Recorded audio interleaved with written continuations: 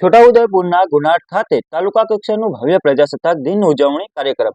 છોટાઉદેપુરના ગુનાટા ગામે તાલુકા કક્ષાનું પ્રજાસત્તાક દિન ભવ્ય ઉજવાયું. આ વિશેષ પ્રસંગનું આયોજન એક્ઝિક્યુટિવ મેજિસ્ટ્રેટ અને મામલતદાર રાજુસિંહ ચૌહાણના અધ્યક્ષસ્થાને કરવામાં આવ્યું હતું. કાર્યક્રમના ઉપસ્થિત મહાનુભાવો અને ગ્રામજનો દ્વારા ભવ્ય સાંસ્કૃતિક કાર્યક્રમોનું આયોજન જોવા મળ્યું હતું. વિશિષ્ટ ઉપસ્થિતિ મહાનુભાવો જેમ કે જિલ્લા પંચાયત આરોગ્ય સમિતિના અધ્યક્ષ ગુમાનભાઈ રાઠવા, રંગપુર પોલીસ સ્ટેશનના PI SD Vakkalara, PSI RB Vasava તેમજ તાલુકા શિક્ષણ અધિકારી નારસિંહભાઈ રાઠવા જેવા અનેક અગ્રણીઓએ આ પ્રસંગે ઉપસ્થિતિ આપી. ઉપરાંત ગામના સરપંચ કર્માબેન નારસિંહભાઈ રાઠવા અને અન્ય આગેવાનોની હાજરીએ કાર્યક્રમને આભા બક્ષી હતી.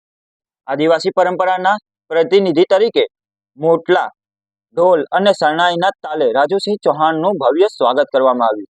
અહીંના સ્થાનિક કલાકારો પર્વતસિંહ ઠાકોર તથા ગુનાટ પ્રાથમિક શાળાના વિદ્યાર્થીઓએ સાંસ્કૃતિક કાર્યક્રમોની સુંદર પ્રસ્તુતિ આપી.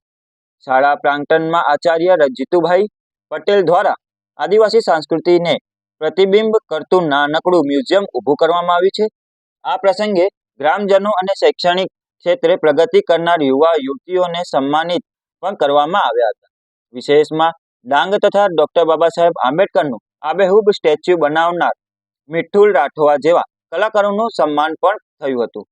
અહીં જ શ્રેષ્ઠ સીઆરસીનું બિરુદ મેળવનાર દિનેશભાઈ રાઠવા તથા સમગ્ર કાર્યક્રમનું સંચાલન ખૂબ જ પ્રભાવશાળી રીતે કરવામાં આવ્યું હતું. શાળાના આયોજન માટે તેમણે શાળા પરિવારને 5,000 રૂપિયાનું પુરસ્કાર પણ આપ્યું. આ કાર્યક્રમે રાજ્ય તેમજ રાષ્ટ્રીય કક્ષાના ખેલકૂદ, કળા અને શૈક્ષણિક ક્ષેત્રમાં પ્રગતિ કરનાર કલાકારો અને યુવતીઓને વિશેષ મોમેન્ટો સાથે માન્યતા આપી હતી. આ ભવ્ય પ્રજાસત્તાક દિનની ઉજવણીથી ગુનાટ ગામમાં એક નવું ઉત્સાહ ફેલાયો છે. રિપોર્ટિંગ બાય નટવરભાઈ પરમાર, પ્રકોપ ન્યૂઝ, છોટાઉદેપુર. વધુ સમાચાર માટે જોડાયેલા રહો.